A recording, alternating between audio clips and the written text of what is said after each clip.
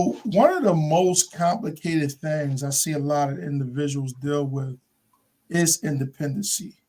Most times when people return from prison, a lot of times they look for a crutch to lean on, Mhm. whether it be a family member, whether it be some type of female they dealt with in the past, or someone to hold on to. Yeah. Because a lot of times some are intimidated that they're not able to tread water in any type of way because they think they'll drown without the proper support. Now, when you mention independency, we know that most people come through a halfway house.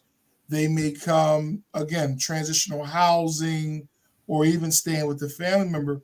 But sometimes it seems as if they get glued to a certain location because they're scared to step out on faith by themselves. Right.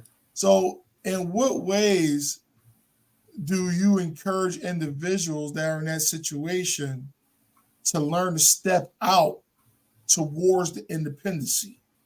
So, two concepts that are important in this respect. And the first one is to start the process of seeing themselves. Mhm. I know it's easy to say, but it's hard to do, to see themselves as free agents. Mhm.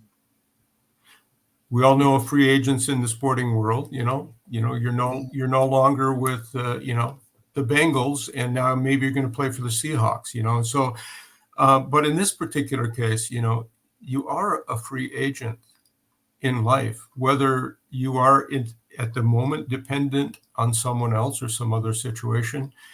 In order to reduce the dependency, that first has to start here to say, okay, I am a free agent. I have, to a degree, I have my own autonomy. Wow. I'm working toward, the whole idea of being self-sufficient and independent, that's our aspiration. That's where we're moving. So wouldn't it be nice to get to that point? But it doesn't happen like that, as you know.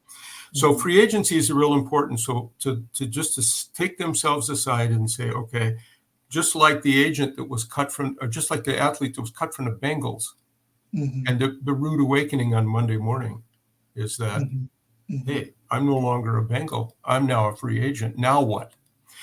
The Yeah. other thing is, and this is an important concept, to take a good look at what I call their personal job one.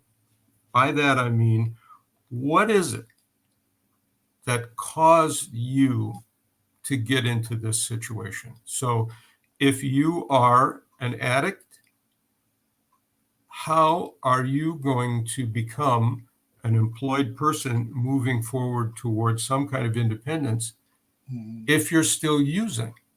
So your personal job one, before anything else happens really that's good and productive in your life, whether it's relationships or employment or accumulating some wealth, etc., Mhm. starts with the first thing, which is you got to get sober and you have to get clean, right? Wow. So that's the first thing you mentioned earlier on in the podcast about foundations, building on a foundation.